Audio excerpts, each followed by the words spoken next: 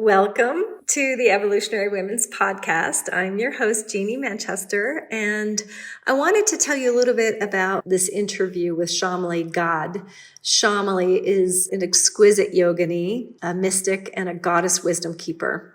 Her love of decoding and experimenting with ancient wisdom teachings through her own practice in yogini circles all over the world has crystallized maps of spiritual awakening and leadership that are accessible, practical, and honoring of women today. Rooted in earth-honoring devotional women's spirituality and goddess-centered tantric yoga, she is especially appreciated for her love of mythology and storytelling as a key to spiritual awakening and embodiment. So I really love that Chameli and I share 35 years each of deep dive into yoga, into mythology, into the tantric tradition. So we have a beautiful conversation that is about awakening and about our struggles with the saboteur and the shadow of consciousness as this play, a leela of consciousness, of hide and go seek with our divinity. Of course, we can say that divinity is all of it. It's the most congealed aspect of our shadow, and it is also the most flowing and free-flowing and joyous and generous aspect of consciousness, and all of it is something we explore in this podcast. I hope you enjoy it. It was just a beautiful honor and delight to have Chameli on the podcast. Enjoy.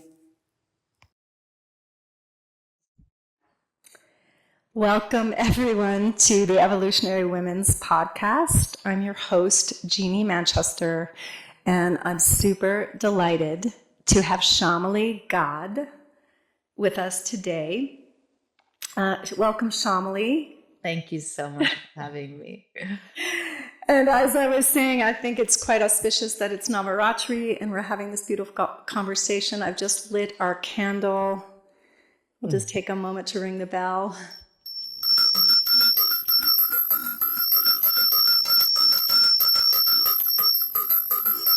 Deep breaths in and out to arrive. And I thought because it's Navaratri, we would just chant for a moment here the beautiful Om Aim Hrim Klim Chamundaye Viche Swaha to the goddess Chamundai, who we know as Durga Devi Chanda. So many names for the goddess and her battle with darkness, with shadow. And of course, we can talk about that, how shadow is part of consciousness. Om Aim Hrim Klim Chamundaye Viche Swaha.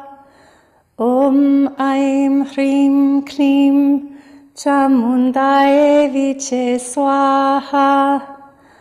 Om Aim Hrim Klim Chamundaye Viche Swaha.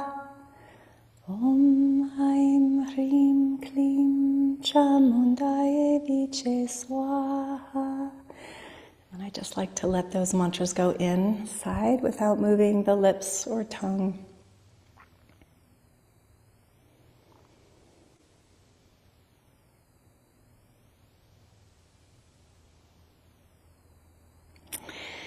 And I have a beautiful invocation to the Shakti I thought we could open up with. This actually came from the late Sally Kempton. She taught this to me. Invocation to Shakti, the creative power of the universe. O power beyond all powers, lover and mother of the universe. You are the life within my life, the breath within my breath. My body, senses, mind are rays of light from your body of light, ripples in the ocean of your splendor. When your eyes open, you manifest as the world, spilling forth as planets and stars, as mountains and rivers, as the tiger's open mouth, as the petals of a rose, as the spiny stems of sea anemones. You have become my joy and my pain, the vastness of my enlightened awareness and the thorny knots of my confusion. May your love bring joy to all beings. May your power destroy suffering. And may we know your light within all that lives. So welcome, Chameli.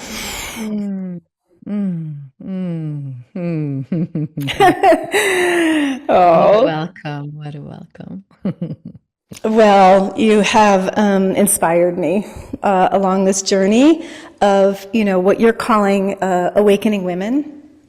And I thought maybe it would be because we have such similar paths around women and mythology and this process of awakening. I know it's a huge topic to open with, but I'm curious, how did you come to awakening women? Like, where are the roots of that in your path?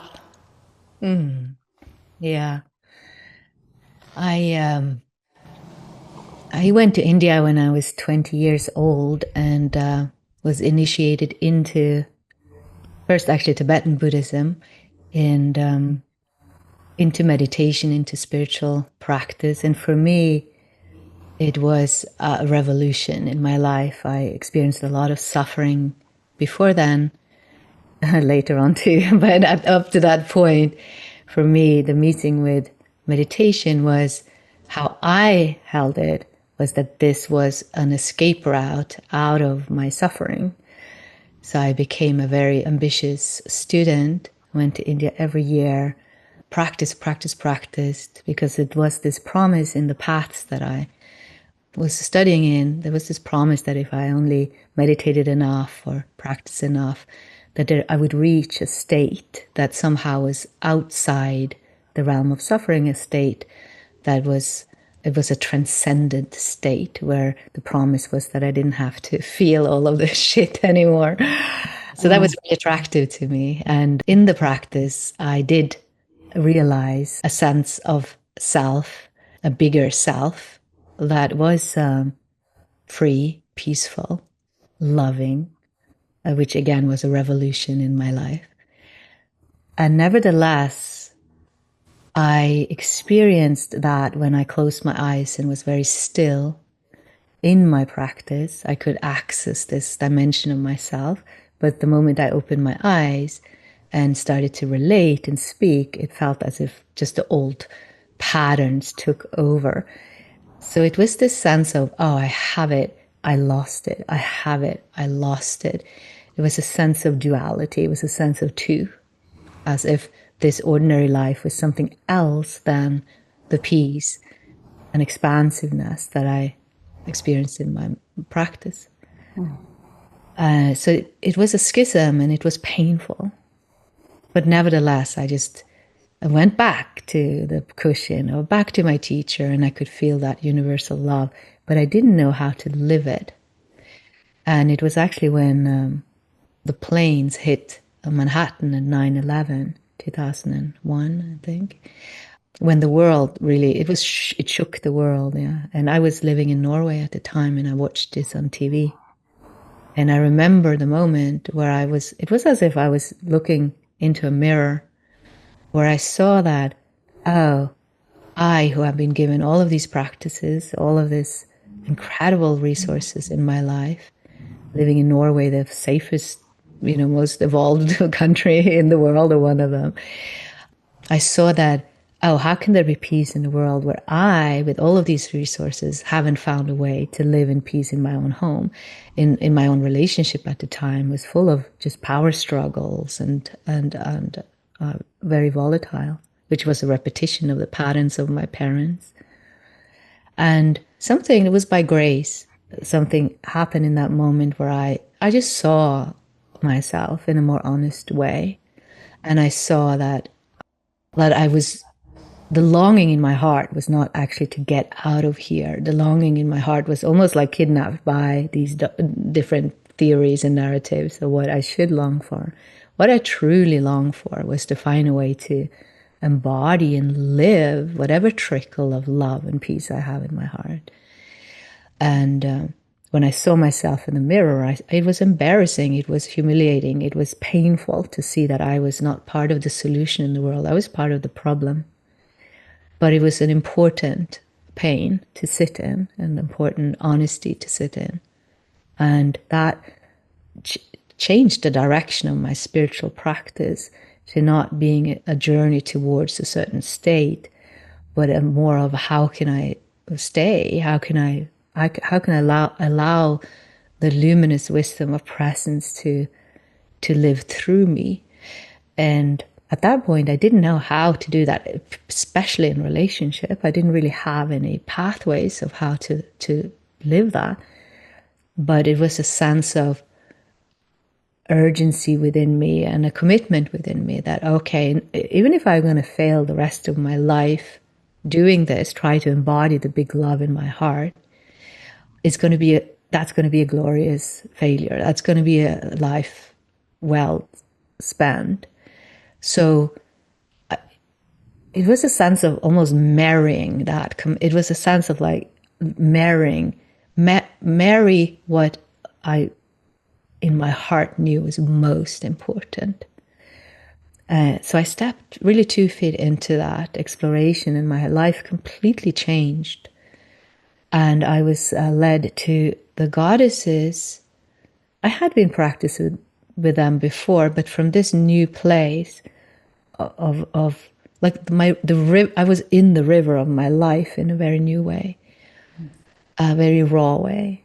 And the goddesses now became like it felt almost like to be in a hall of mirrors and seeing Kali in her fierce, repulsive sometimes expression of love, and seeing myself and seeing the parts of myself that I thought I had to get rid of and overcome, and see them as holy and see them as an expression of the divine. Or seeing Inanna like screaming in lust for her lover. And I can see, oh, that I was thought I had to move beyond in order to reach spiritual maturity. I saw in the mirror that, oh, this is an expression of the holy too. So for me, the goddesses became these teachers and mirrors of how to fully expand and my capacity to be in the wholeness of who I am, in the wholeness of life, and to become intimate with the full spectrum of life's expressions. And that is, where I begin to realize that the fulfillment that I'm seeking is not in a certain state. Yeah, all states come and go, all feelings come and go, but it is in that congruence and alignment with life as it expresses itself. If I can stay connected here in this present moment with life, I am in that fulfillment. Even if life in this moment is painful, I am not living life in chasing for that carrot on the stick. Shift for me. No, I hear you. I think that, I think you know this, that I'm initiated into a Shakta Shaiva tradition, and the Shakta mantras are really what I imbibe. And so what I've seen in my practice, so I want to laugh about it, it's like, oh, transcendence isn't out there, it's in here. And so the more I go into those deep states, then come out into this waking, walking material world through my body, I just feel more alive. I feel more like I have more discernment. I think that's it. Like there's more ability to stand before my emotions and stand before my pain and stand before the shadow parts and just consider, do I want to keep animating this? So I don't know if you call it the mother that witnesses, but that witness consciousness I have found through a householder path. I want to distinguish that because the householder path is meant for coming out of meditation and into the world and into relationship and into your capacities with greater efficacy. So rather than those painful memories, which, maybe we don't eradicate, but we can stand before. In this seasonal change I cannot emphasize enough doing a daily dinacharya, a daily ritual of so many beautiful practices, but one in particular, Abhyanga, which is a daily massage. And when we apply Ayurvedic oils, like Osi's oils, Osi's oil is a very special Ayurvedic handmade oil that has medicinal herbs. The oils are so special in different oils for different uses. I am loving the Glow. It's an organic Ayurvedic face oil. Just massage all over my face every day and revives me. And the oils reduce inflammation. They bring moisture to the body, stimulates the senses through natural aromatherapy. There's so many wonderful uses for these oils. I also love to use the breast oil. There's so many oils, and I would love for you to check them out at Osi's Oils, and you can use Jeannie10 at checkout for a discount. But check it out. We'll put all this information in our show notes below. So now let's get back to our podcast. So I think that maybe we're saying the same thing in a different way, but what I've noticed lately is I come out of meditation and I think, oh, actually I'm touching the transcendence within me. It's not Shiva out there on the mountaintop. It's actually Shiva inside of me, or whatever you want to call that, witnessing mother energy that gives me the capacity to see the pain that maybe I've been animating for years, and then perhaps take that different pathway for more freedom, more joy. Like choosing, I was listening to one of your podcasts around getting up in the morning and looking outside the window and seeing the shimmer on the leaves. And, it takes a certain, like you had something inside that took you to the leaves, and then you followed that joy. Maybe the night before, let's just say there was contraction. You could have woken up and then animated that. But nature was speaking to you and you found all this joy and you followed it. And I think that's something that I'm curious about. How do I co-create with consciousness, with this bigger energy that I'm made of, in respect to it, dance with it, and avoid the pain of my old patterns, growing up in an alcoholic family. And certainly I didn't take on alcohol, but I had patterns that come from that past, and maybe even patterns of living. I've had a very strong feeling I've lived many lives in the cave, not in the world, so to speak. And so recognizing those patterns and then freeing those. So I don't know if you want to comment on that. I do think that what I've learned is that there's a distinction now in the way that I'm learning a revival of a Shakta Shaiva tradition where we're imbibing Shakta mantras that aren't to take certainly you're meeting transcendence within yourself that is bigger than your body. And then that gets to move through you, sort of like the soma, the nectar gets to move through you a little, maybe drop more each day. And what I've noticed is I can stand on that ledge of freedom and choose more carefully. Like, what do I really want to animate that same pattern with my dear husband? Mm-hmm. Like, no, that's not what I want for our future. So like standing before that and then maybe saying, like the other night this happened, I said, I am so sorry, honey, I'm so tired. And I don't want this to come out on you. Mm-hmm. So I'm going to go take a walk. Making a choice not to spit up on him. Mm-hmm.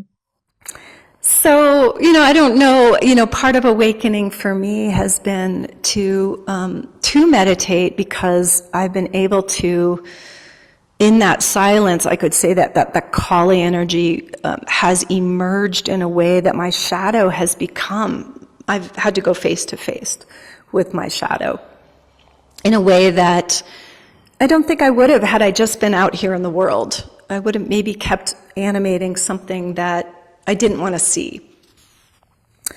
So, having self-reflective power, I think, can come through the lens of meditation, and then what kind of meditation are we endeavoring is probably another interesting question. Something I didn't understand until I started seriously meditating, and then understanding that especially in these times, we're starting to understand that there were different paths of meditation that didn't give you the same results in life. So I don't know if there's anything you want to comment on in that, if you have seen, standing on that ledge of freedom, choosing joy over something else, or that's what I heard in that podcast was I followed the joy. I kept following the joy. Mm-hmm. And that really captivated me in the podcast. I was like, yes. Mm-hmm. Like the leaves turning right now. It's just like, follow the joy. Mm-hmm. Follow, and of course, maybe we also follow the pain at times. Yes. Pain has definitely been a portal for me. Yes, absolutely. Yeah, it's beautiful the way you describe the moment, in the kitchen, or when you notice, the patterns is pulling, or that, what patterns are, they are pathways, where the energy can go. And also even neurological pathways, something we do repetitively, create these grooves where it's easy for energy to go. So what you describe, is awakening, when you have that choice, like you spoke about the discernment, that meditation gives, it gives that witnessing awareness, and that gives a choice. And that moment is revolutionary, in your lineage, my lineage also. I also come from an alcoholic family, and so if you think about our lineages and you think about that moment in the kitchen, it's a revolution in the whole river, of life. Because, here is a moment of awakening. It opens that field for the whole lineage. Is that, there's actually a choice here, instead of just the energy goes into those patterns and we're not even aware of it, and we just call it normal, and we just call it ourselves. This is me, that's when we are in the trance of samsara, the wheel of samsara. It just repeats itself. There's nothing new or creative happening there. We just repeat. And we do that because we have practiced it, and our parents practiced it, and we get born and those grooves were open and available to us, and we just kept doing it. And then there is that awakening, which is that possibility of choice. I don't have to do that. And then, of course, embodied spirituality is about creating new pathways for the energy to flow. So if we repeat other things, like you spoke about, you repeat mantras, it creates those pathways and new grooves for energy to go. Mantras are so powerful, also a way to channel mental energy. Mental energies can so oftentimes go into the thought loops that just doesn't lead anywhere. And you can actually almost lasso in that very same energy into mantra, which is the frequency of the divine, frequency of the sacred. And it's the same energy, but it just goes into different grooves that is beneficial instead of harmful. So we practice, there is that moment of awakening, like I spoke about, I had in my 20s, but I didn't know how to live it, because the only pathways I had available to me was the old ones. Mm-hmm. So that's where the goddess practice comes in. The tantric practices are all about creating new energy channels for the energy to move in more congruence and alignment with life itself, moment to moment. And what happens when we have trauma, or when we are conditioned into these pathways, is that we become very opaque. There's very little life energy that has space to move in those pathways. It's very narrow right there. It's not creative. It just goes into kind of a repetitive loop. So in that moment when we don't go into those loops, what happens is that we encounter a vulnerability, where this is not rehearsed. This is not just repeated. In this moment, I make myself available for the spontaneous arising of life and of spirit. And that's vulnerable. That can feel risky, yeah, because we are just instruments of how life wants to sing through us. One of the patterns that many of us have practiced for a long time is to resist certain experiences. And early in our life, this was very, and even now, it's very intelligent to be able to resist experiences that are too painful or too joyful or too much for our system. But many of us find ourselves kind of imprisoned by that resistance. So when we practice receptivity and a certain willingness to feel, we are almost training a muscle that also allows us to meet painful experiences and joyful experiences in presence, instead of contracting and going into coping and strategies in order to even to find that connection again. It's like we go into the loop and then we feel disconnected and we try harder to find connection. For me, practice and spiritual practice is like to go to the gym. You're training the muscle of staying without biting every hook, to stay and have capacity to be in the vulnerability of life. And that's where we can feel that transcendence as life itself, as that life as a field of consciousness expressing itself uniquely through each form. And that's where we find that deep primordial connection that our soul is in all the time and is calling us to experience in our bodies, in our action, in our lives.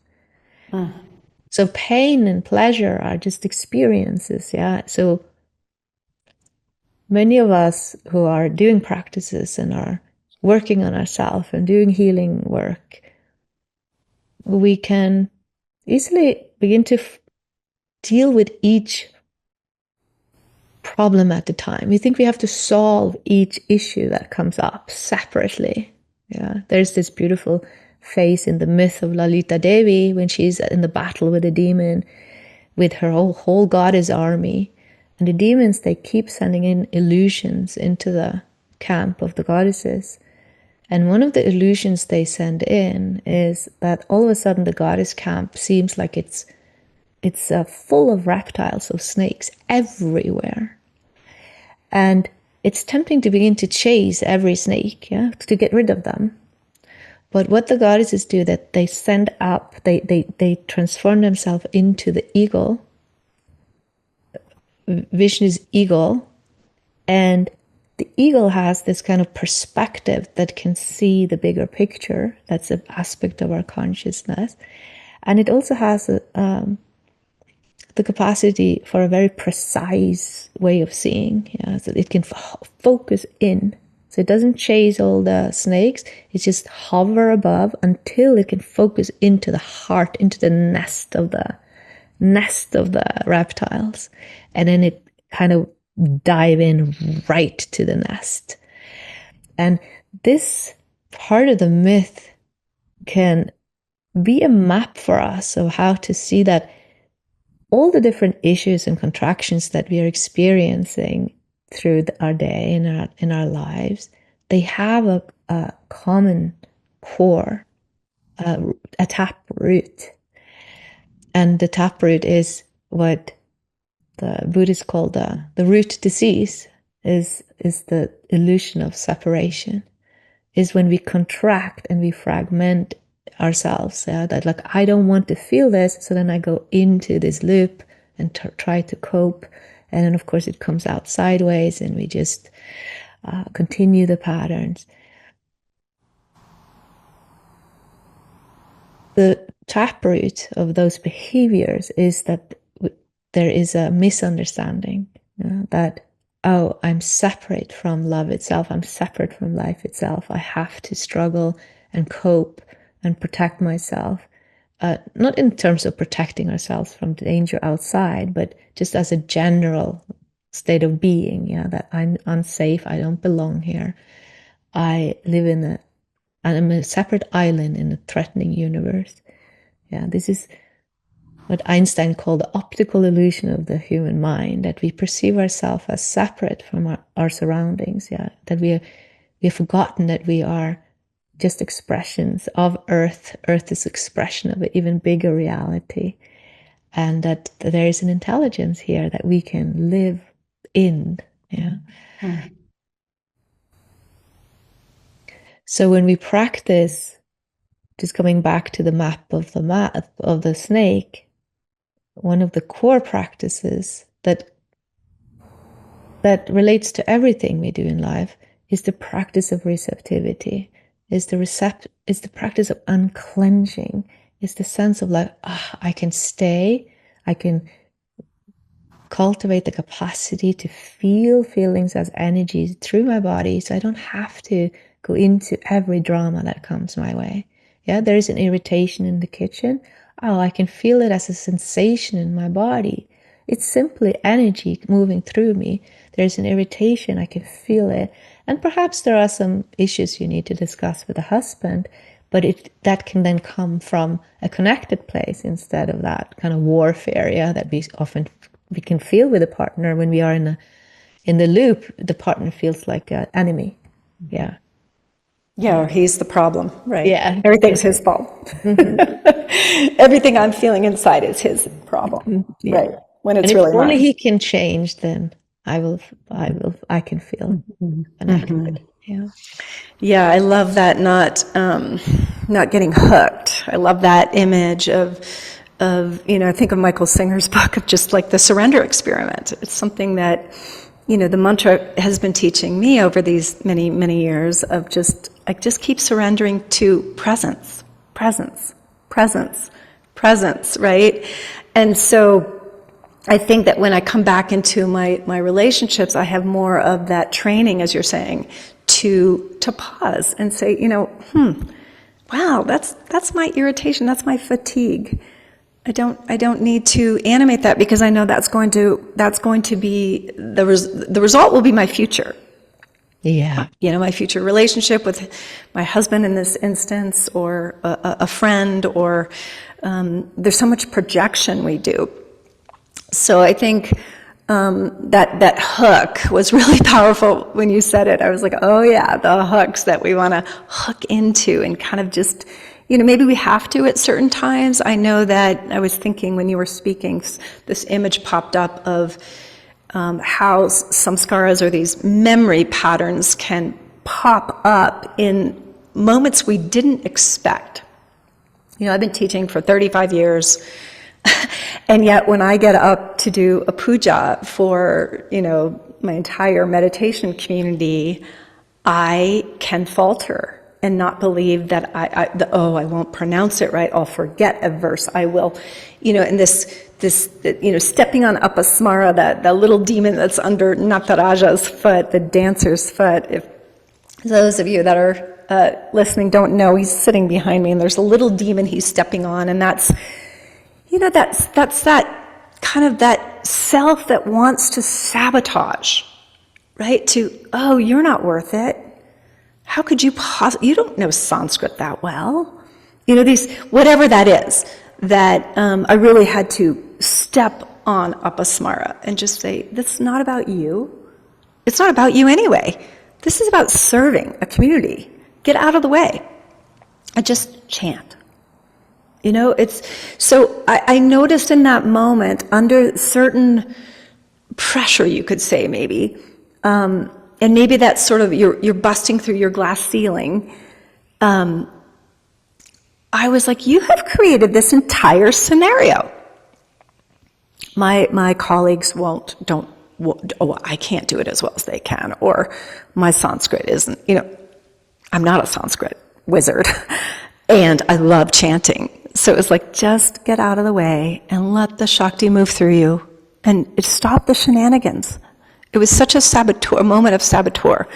So I've noticed that even after many years of practice, under certain circumstances, I think even in Yoga Sutras, a classical text talks about that.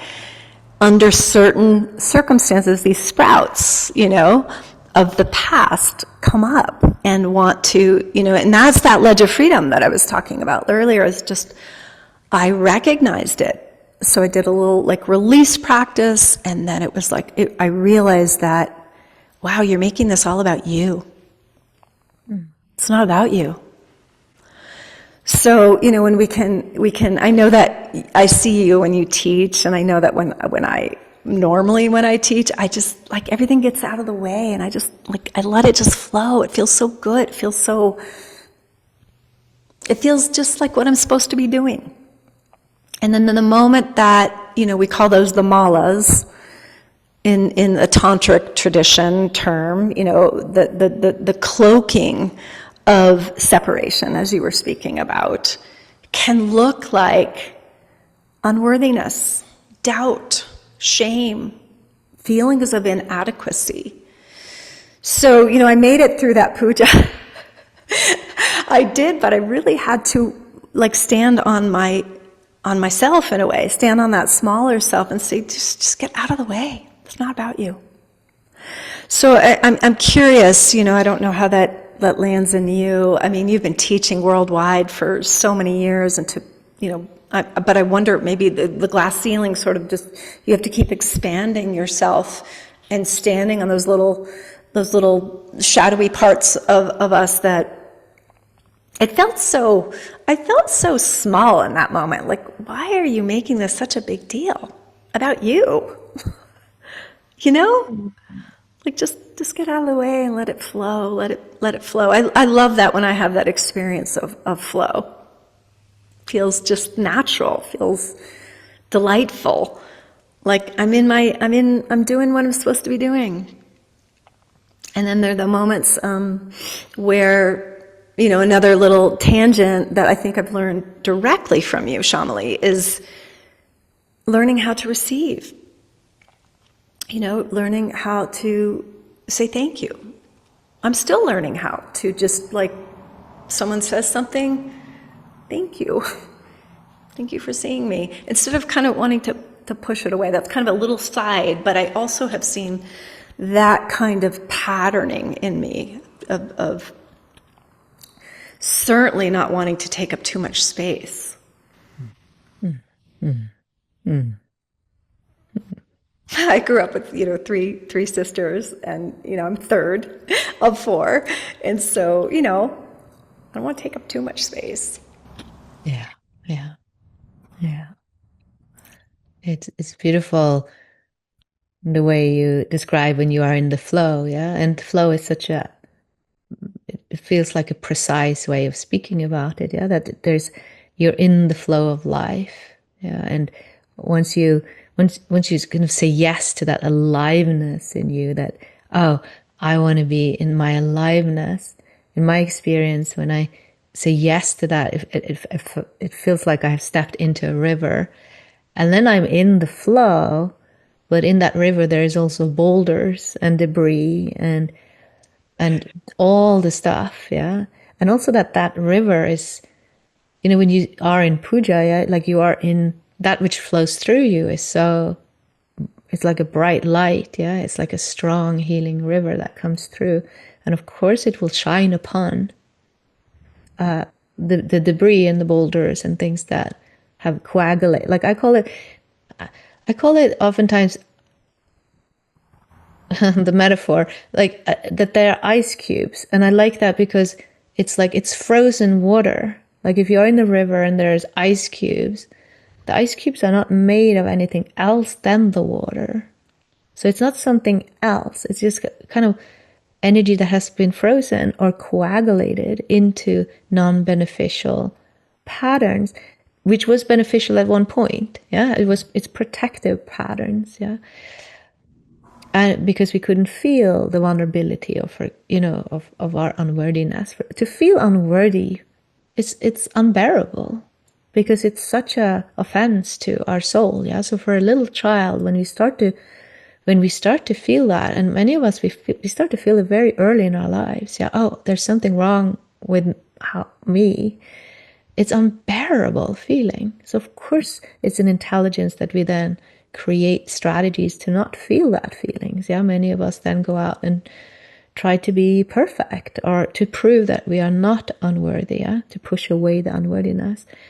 But then we create another ice cube, like, oh, I am good enough. Like, that's just another kind of Yes. yeah, predictable coagulated energy. Yeah? So with practice, we come into that river, and then starts, I mean, for me, like you, yeah, that you speak so beautifully about, like, you know, after 35 years of teaching, like I have 35 years of practice, and just, I mean, almost weekly,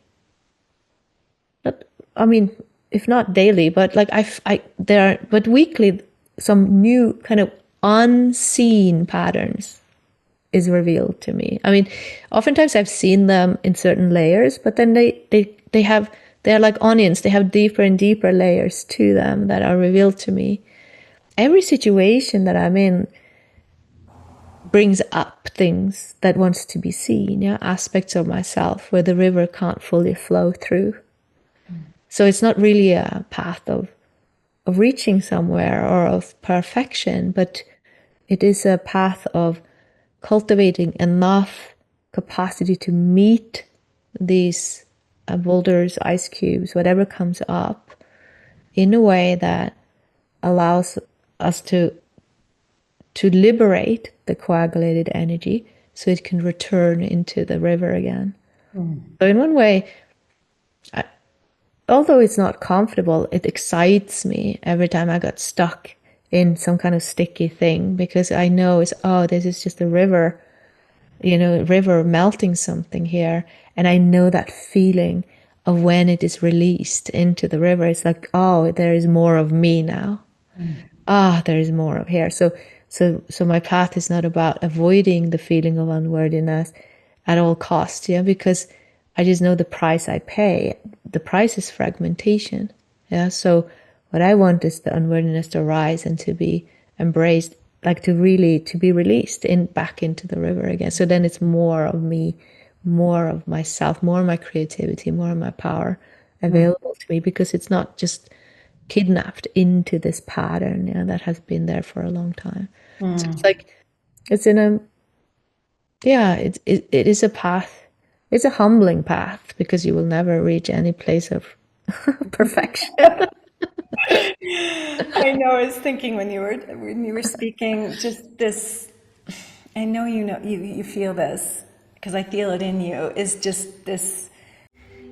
In this seasonal change, I cannot emphasize enough doing a daily dinacharya, a daily ritual of so many beautiful practices, but one in particular, Abhyanga, which is a daily massage. And when we apply Ayurvedic oils, like Osi's oils, Osi's oil is a very special Ayurvedic handmade oil that has medicinal herbs.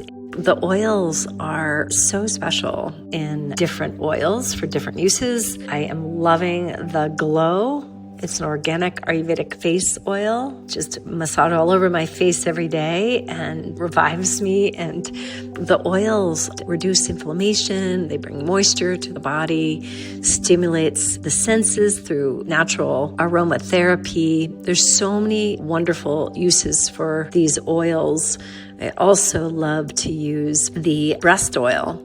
There's so many oils, and I would love for you to check them out at Osi's Oils, and you can use Jeannie10 at checkout for a discount. But check it out. We'll put all this information in our show notes below.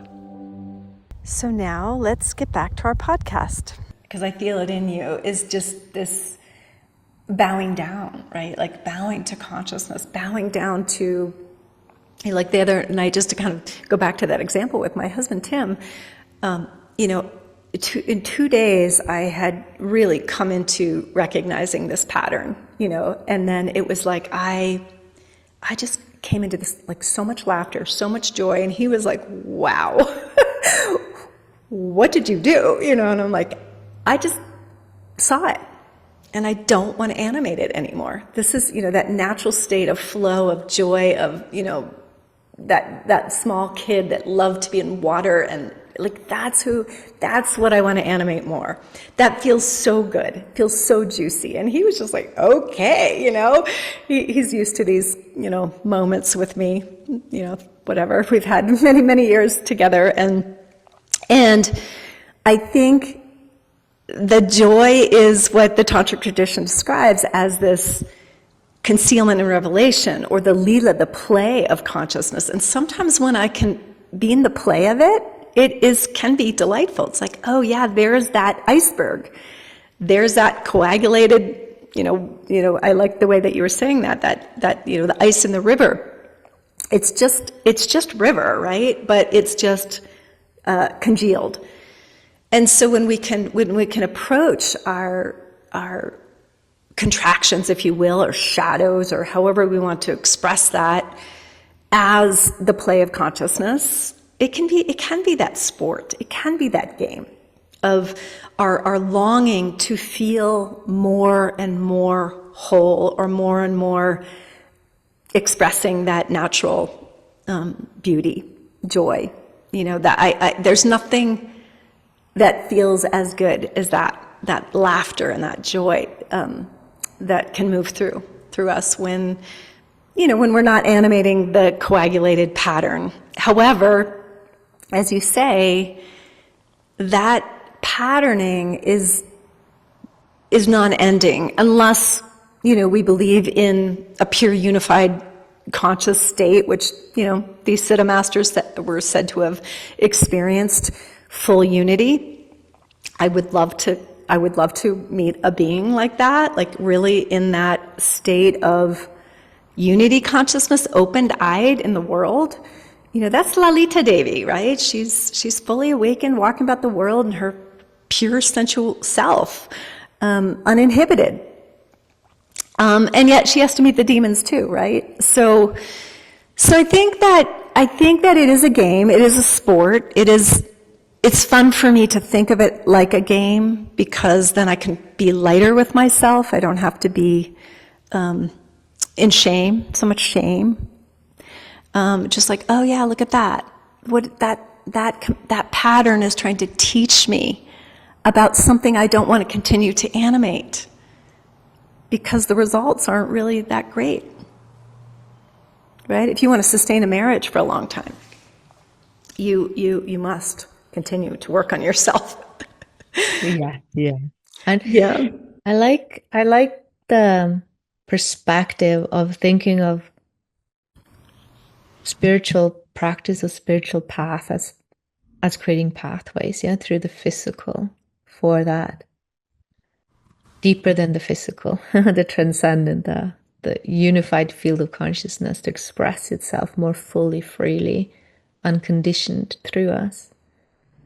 It will always be conditioned as long as we are humans, yeah? That's also a humbling to know. It will always be expressed through the human expression as long as we are human.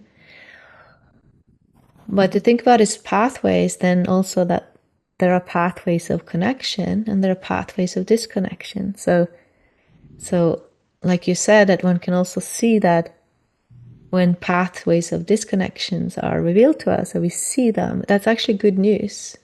Yeah, because it's actually not a mistake. It's actually just as good to see that, that moment in recognition. That's, in many myths and stories, the goddess, she lives at the crossroad. And one way we can bring that into our inner practice is to see that the moment when we recognize an unwanted behavior or thought loops, parts of ourselves we don't want, there's a recognition, and then there's a choice right there where we go with that recognition. So oftentimes at the crossroad, the goddess is there, but there's also like demons there. And in that moment, we can move into the loops of shame, or self-blame, or blame others. Like it's this whole spectrum of possibilities of where we can go with that recognition. And the goddess is also there as a symbol of love and compassion, of expanded consciousness, where she invites us to go there with our energy. It's like, oh, I recognize that, and then stay, and then go where the openness is, instead of going into loops of shame and, oh, why didn't, even moments of awakening, there can be this, even moments of connection, real connection to our true nature or true love. Right there is the crossroad again, where we can go into, oh, why didn't I do this before? Why didn't I meditate more? Why did I waste all that time? Why didn't I get this before? Like, that's the demon, that's the crossroad right there. And back to what you spoke about, you referred to when I shared about following the joy. That's the practice, is that the moment there is an opening, go into the opening, because there are lots of other pathways that will pull on you right there. Yeah, even if you have a moment of peace, go into that opening, or a moment of joy, even like you say, a trickle of it, just go there. And then you are in it, instead of then you go back into the loops of trying to fix or get there. Or we have to remember that spiritual practice is not like rehearsal for life. Yeah, all our practices is that so that we can be here in presence, yeah, and be present with life, yeah, to let life create through us, that love flow through us into our relationships, into our actions. Life is here, and the ways, even in names of spiritual practice or healing, we can go into the loops of preparation for life. Sure. Yeah. Yeah. I mean, I do feel again that, for me, the meditation practice has been like earth-shatteringly like positive, in the sense that Yes. I've been able to witness my sort of that schizophrenic sort of wanting to escape presence constantly. It's like, oh, the kids, this, that, the other. I mean, there's so many things that pull us away. The phone, so much. And so what I've seen in meditation is just, well, so many things. One is just the ability to just keep coming back to the mantra. And as the mantra, locates the inner current, it just kind of just vibrates you into the center. And the center is so delicious. It's so delicious, and then starts to reveal more and more of that energy that you are. So that when I come back into the world, I just feel like, even with menopause and insomnia, I have more energy. In general, I have more energy for life, for, even as I am coming into I am in my wise women years, actually. It's hard to actually believe that it's happened this fast. But that I can harness that energy and make something and heal from the inside out, to let that energy of consciousness, the raising of the vibratory rate inside, that is my experience, that serpent energy is very real. And that Kundalini is actually something we can experience as Westerners in walking about the world. And eventually we do want to be able to allow that energy to pervade our senses and to open us to more and more capacity that we didn't even know was there, because it was locked up and congealed in those patterns.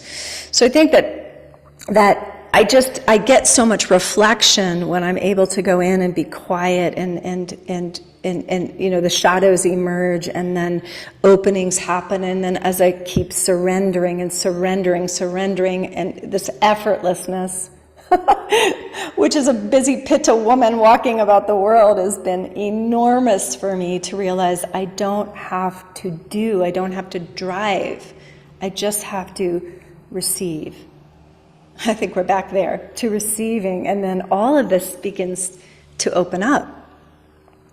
Which I think it's, I think that's when I'm back, kind of looping back to awakening. I think that is awakening, and then in moment by moment, that's maybe our real practice in the world, is to be in moment by moment awareness as to the best of our ability. And then to let the shadows teach us, keep teaching us. Chameli, there's so much that I could keep wanting to dive into, and I'm looking at our time. I can't believe we've come almost full circle here. So we'll have to have you back on, because there's a whole other topic around boundaries and things that you've taught me that I would love to dive into. But I want to be respectful of your time. Speaking of boundaries, is there anything that you want to leave our listeners with? Anything around being an evolutionary woman in a nutshell, or anything arising from this conversation? Yeah. I think what I would like to speak to is that all our practices and healing work is designed to make us soften the places where we hinder loving awareness to flow through us. It's like we are closing the umbrella so that the loving awareness can flow through us. Loving awareness is what heals and creates and do everything. We are just making ourselves available. What trauma and protection and different identities do is that it just create opaque places in our system so that loving awareness can't flow through. It flows into loops. And why I'm saying this is just to remember that we are supported by something so much more intelligent than these small identities, and that we are made of that. So to soften and receive from the inside, also even in meditation, we can access this peace and awareness. Make sure to soften the body and let it flow into your body. Yeah, let it flow through. So much of our efforting to be a certain kind of woman or be a certain kind of way is actually hindering the intelligence that wants to love each one of us so fully. Like, it's like each one of us is the favorite beloved of the Great Mother. And she's just waiting to flow into us and love us and animates us. And she also loves all the ways that we can't do that. Right, she loves us no matter what. Yes. Yeah, I so relate to that. I feel like until I understood how to undo, and in meditation, how to let go, she couldn't really move in me. It's a process, and it can be still, but much less so. I just can sit down and just close my eyes, and this energy just starts to circulate. But that didn't happen overnight. It was a process of undoing, of unclenching, as you say, of trusting. And it was really, for me, it was the trusting of this vibratory energy of mantra, that the mantra actually knows what to do. We say hummingbird to nectar. It's just like, just let the mantra do its work. And that has been huge for me, because it's like twice a day I just sit down and I don't have to animate anything. I don't have to do anything. I just receive all this energy that's moving through me and whatever she wants to show me. I eventually want to do everything from this place. I'm attempting to do that, whether it's business or, interactions, conversations, cooking, just letting this energy, she's in charge.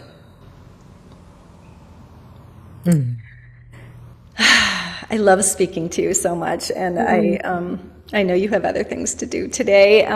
Thank you for coming on, and thank you for sharing. I love your voice. I love your storytelling. I love your presence. I love being in your presence. And I know that we can find you online. I think you have what do you have coming up? A vigil or? I have this fall, we're going to have 2 half-day retreats, one with Kali Ma in October and one with Hestia, the Eternal Light Within, in December. And you can find everything on awakeningwomen.com. That's plural, awakeningwomen.com. And the podcast is Living Goddess. I love that podcast. I love it. And I love all the work. I've really done quite a bit of work with you. And I also wanted to mention that Chameli has a summer retreat in Greece that I had the great opportunity of going to. Yes. I was over there offering a retreat, and I thought, Chameli's here. I got to go. So off I went to Corfu, which was really something you do every summer, which is so sublime. Yes, we've been doing for 19 years. We've been having summer ashram in Corfu. Yeah, that's a very magical time. It's a magical, magical time. If I could go every year, I would. So thank you again. Again, you can find Chameli at awakeningwomen.com. Thank you again. Thank you. In this seasonal change, I cannot emphasize enough doing a daily dinacharya, a daily ritual of so many beautiful practices, but one in particular, Abhyanga, which is a daily massage. And when we apply Ayurvedic oils, like Osi's oils, Osi's oil is a very special Ayurvedic handmade oil that has medicinal herbs. The oils are so special in different oils for different uses. I am loving the Glow. It's an organic Ayurvedic face oil. Just massage all over my face every day and revives me. And the oils reduce inflammation. They bring moisture to the body, stimulates the senses through natural aromatherapy. There's so many wonderful uses for these oils. I also love to use the breast oil.